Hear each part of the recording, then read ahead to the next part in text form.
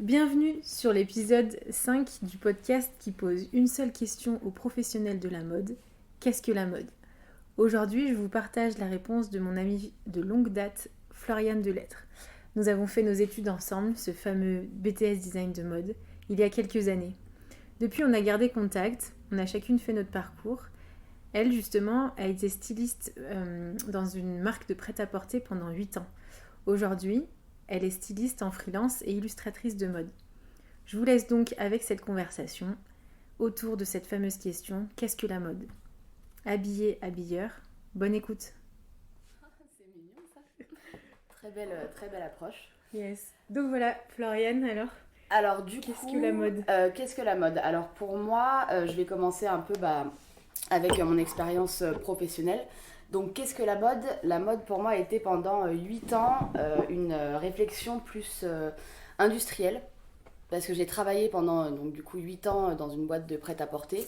Ouais. Donc dans ce genre de boîte, on nous apprend une mode de consommation, où le vêtement est plus un objet d'achat pour les clients et quelque chose de très populaire. Ça doit être un business, ça doit aller assez vite. Donc ouais, on nous apprend plus une mode de consommation. Donc le vêtement est plus là pour... pas vraiment pour être porté, mais pour être vendu, je dirais. Et être acheté, du coup. Et être acheté. Voilà, donc le vêtement, dans cette mode-là, elle perd quand même, je trouve, aujourd'hui de plus en plus sa place, parce c'est une mode qui est poussée par des médias, par du marketing. On cherche plus vraiment à s'habiller parce que c'est joli ou on aime. On cherche à s'habiller pour ressembler, aujourd'hui, je pense à des blogueuses qui vendent cette mode-là de consommation. Donc voilà, pour moi, cette première mode, enfin la mode que j'ai connue pendant 8 ans, a été une mode vraiment actuelle, de consommation, de business, que dire encore ? Je m'étais écrit des petits mots-clés.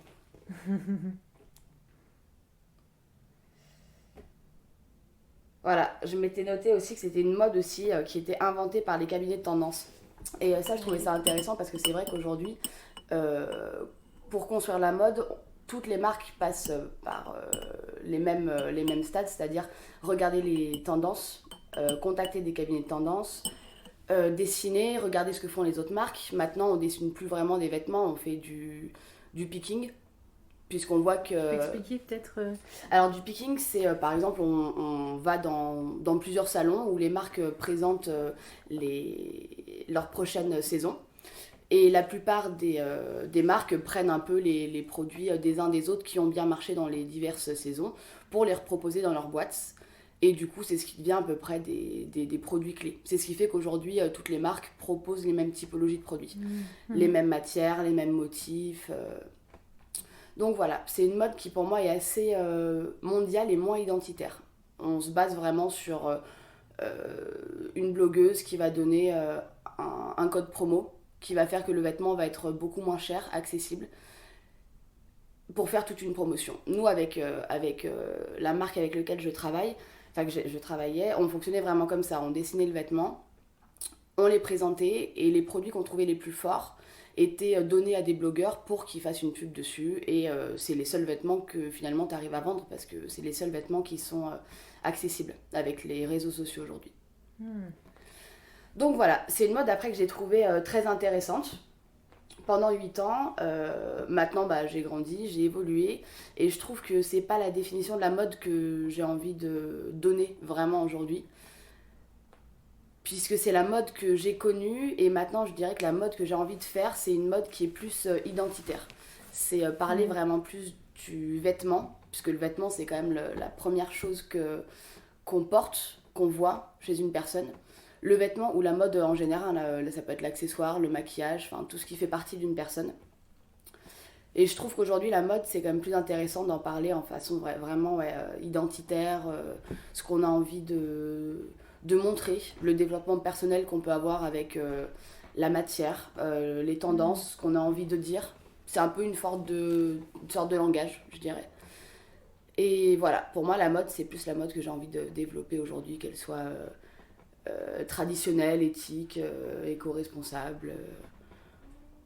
Voilà ce que je pourrais dire. Trop bien. Et comment justement, qu'est-ce qui t'a, qu'est-ce qui t'a fait changer cette, ce point de vue? Qu'est-ce qu'il y a eu quoi là entre cette définition, la première que tu nous as donnée, et cette deuxième là dans laquelle j'ai l'impression que tu es en train de rentrer, Ouais, carrément. d'initier. Ouais. Exactement. Bah, je pense que c'est comme toute surconsommation. Au bout d'un moment, quand on voit trop de choses. Moi, j'ai fait des études de mode, donc j'ai toujours cru à la beauté d'un vêtement, à ce qu'un vêtement peut amener à un corps. Et c'est vrai qu'au début, bah, quand t'es jeune styliste, c'est cool de rentrer dans ces maisons de prêt-à-porter. On t'apprend, t'es libre, tu peux dessiner des vêtements très vite. Mais très rapidement, tu te rends compte que le vêtement, il n'est pas du tout placé à la première place. Surtout, et de plus en plus dans notre société, et je pense que ça va aller vraiment dans ce sens, c'est que le marketing a une tellement grosse place que le styliste et le vêtement est consommé tellement vite que ça perd, enfin, en tant que styliste, cette mode-là, elle perd vraiment toute sa place quand on a un affect sur le vêtement. Et du coup, bah, au bout de 8 ans, je me suis quand même dit que...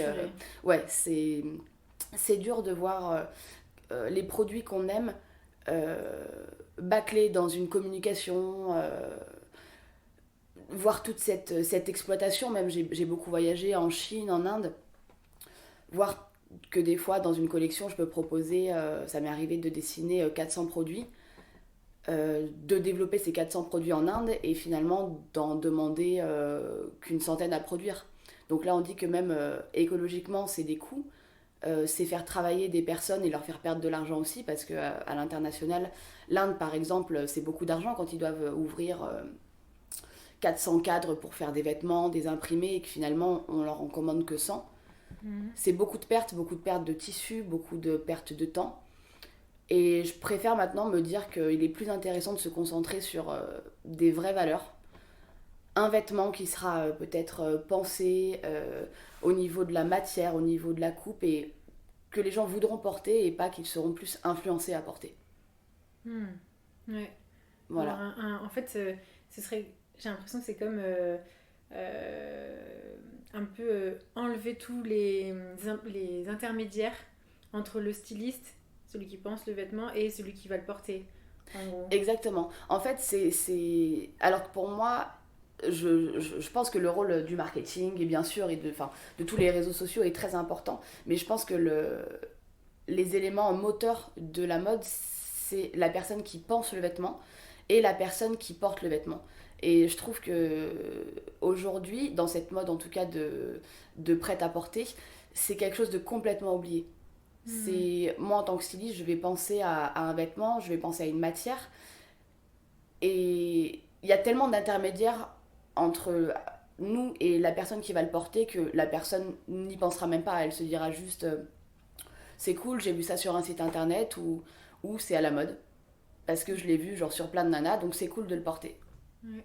Alors que quand t'es styliste, tu penses pas forcément à ça. Tu te dis que cette matière, elle est jolie, et que si tu changes un peu, par exemple, si on prend une pièce à manche, que tu la veux ceinturer, t'as 1 milliard de ceintures à mettre dessus, et que des fois, ben, t'as envie d'un gros cordage parce que tu trouves que c'est un peu une mode, la grosse corde, tu penses peut-être à de l'escalade. Enfin, il se passe tellement de choses dans ta tête que quand tu penses à un vêtement, que c'est dommage de ne pas aller jusqu'au bout et de ne pas pouvoir le communiquer directement avec la personne qui a envie d'écouter aussi ce que tu as à dire, parce que je pense qu'aujourd'hui, comme ça va très vite, il y a plein de personnes qui sont pas forcément intéressées justement par cette mode que j'ai envie de connaître aujourd'hui, et qui sont encore intéressées par la mode du paraître du coup. Ouais. C'est en fait, tu as envie d'aller plus loin que pour le consommateur, que le consommateur en fait aille plus loin que j'aime pas, ou j'ai vu porter, et puis et juste de l'inviter à s'intéresser aux vêtements en fait. Exactement, parce que le vêtement, l'image que c'est ça un lui vêtement, donne, mais c'est... Il y a l'intérêt déjà de la matière. La matière, c'est quand même ce qui fait le vêtement aujourd'hui, et c'est un peu l'essence du vêtement aussi. C'est ce qui fait tout le tombé d'un vêtement. Donc je trouve ça dommage de pas, ouais, voilà, de pas s'intéresser à ça. Et même d'un point de vue morphologique, aujourd'hui, je vois que ça va tellement vite que il y a énormément de morphologie. Et comme les gens veulent être habillés à peu près de la même manière parce que c'est à la mode, tout le monde va porter les mêmes choses. Mais il y a des morphologies qui ne sont pas forcément adaptées à certaines matières. Il y a des matières aussi qui sont très désagréables pour le corps et qui ne sont pas adaptées non plus à tout le monde. Des formes aussi qui ne vont pas forcément à tout le monde. Et je trouve ça dommage d'un point de vue morphologique, d'un point de vue juste, identitaire, de ne pas aller plus loin dans son développement personnel. Apprendre à connaître son corps, apprendre à connaître sa peau, apprendre à connaître le rapport matière-peau, tomber d'un vêtement, fluidité, de pas pousser un peu toute cette démarche qui fait que juste à la fin on se sentira quelqu'un et pas un troupeau entre guillemets quoi. C'est un peu... Est-ce qu'on pourrait dire qu'en fait en gros c'est que puisqu'il n'y a pas un intérêt il n'y a pas d'intérêt pour le vêtement pour ce qu'il est, on vient tout uniformiser en fait. Et donc il n'y a plus d'identité individuelle, singulière. Exactement, ouais. Ok. Exactement, je trouve que c'est ça. Et encore une fois, je trouve qu'on peut vraiment le voir dans ce que j'expliquais tout à l'heure dans le picking, où justement, ça m'est arrivé quand on part en Chine. Tout le monde travaille avec tout le monde. Donc par exemple, on va avoir des fournisseurs, ils peuvent travailler autant avec des grandes maisons, Off-White, Stella McCartney, ils ont aussi des Sandro, des Maje. Tout le monde travaille avec tout le monde, donc ils ont des énormes showrooms. Et quand tu arrives, généralement, comme le seul but du fournisseur, c'est de faire de l'argent, c'est de te présenter les pièces qu'il a le plus vendues pour toutes les maisons, connues. Donc du coup, il te pousse aussi lui un peu à dire, écoute, genre ça, j'en ai vendu 4000 pièces, je sais que cette marque va le faire. Donc du coup, je te conseille de le faire. Pour pas que ce soit exactement la même chose, tu changes un petit détail. Mais ça, je te l'assure, c'est un carton. Donc du coup, ce qui fait que tout le monde a les mêmes produits phares. Et tout le monde fonctionne comme ça. Et du coup, le consommateur a le même... répète la même chose. Exactement, il a les mêmes produits. Et je trouve que là où ça va changer du coup... là où son choix va se porter, c'est juste pas du coup le vêtement, mais où est-ce qu'il va être le mieux marketé. Qui aura la meilleure égérie, qui va faire la plus belle soirée, ou des fois ça va encore plus vite. Des fois, là je l'ai vu pour tous les défilés, quand il y a des défilés, généralement toutes les marques font un actua juste après où toutes les formes des défilés sont reprises pour être amenées très vite. Du coup les grandes maisons n'ont même pas le temps de sortir ces collègues, et des gens comme des Zara, t'es sûr que dans la semaine d'après les défilés entiers sont dans un magasin. Donc du coup, on va voir, là, dans la Fashion Week à Paris est terminée. Là, je sais pas si tu as vu ces nouvelles chaussures de Prada qui ont fait un carton. Elles sont déjà elles sont déjà partout. Et elles sont aussi bien dans les grandes marques que dans les petites. Tu peux les trouver chez Prada du coup à 700 €, mais tu peux les trouver à 300 € chez... je sais plus quelle marque, à 100 € chez Zara et à 35 chez Nasty Gal. Comme quoi. Ouais, mais du coup, alors pour toi, là, c'est qu'est-ce que la mode, en fait, c'est ramener le vêtement, sa qualité, son histoire. Ouais, voilà. Pour ramener, moi, en fait, aussi le consommateur à se dire, attends, c'est pas juste pour moi et pour mon image. Exactement, ouais. La force de ce sera un peu vêtement. Le paraître, mais pas vraiment le paraître, parce que le paraître est très important. Non, mais dans le paraître, dans le sens superficiel, industriel, le paraître de surconsommation, et d'aller dans un paraître qui nous plaît et auquel on croit. Donc un paraître où on sait par exemple d'où le vêtement vient, qui l'a fait, s'il a fait du mal aussi à des êtres humains, parce qu'on parle beaucoup d'écologie, mais moi, ce que je trouve le plus horrible dans ces techniques-là, c'est quand même l'homme avant tout que l'écologie, parce qu'en Inde, j'ai vu des usines complètement délabrées, des gens qui travaillent très dur. Donc, c'est savoir si les gens sont bien traités, si la matière est peut-être recyclée. En fait, c'est juste se dire qu'est-ce qu'on peut faire de plus pour être fier du produit que l'on porte, et pas juste se dire... que toute la filière, que tous les êtres humains qui ont travaillé sur ce produit soient valorisés tout autant que la personne qui est fière de porter ce produit. Exactement, ouais. Ce serait plus pour moi ça aujourd'hui, vraiment la mode. En tout cas, la mode dans laquelle je crois et la mode dans laquelle j'ai envie d'évoluer. Trop bien. Bienvenue. Merci. C'est trop bien.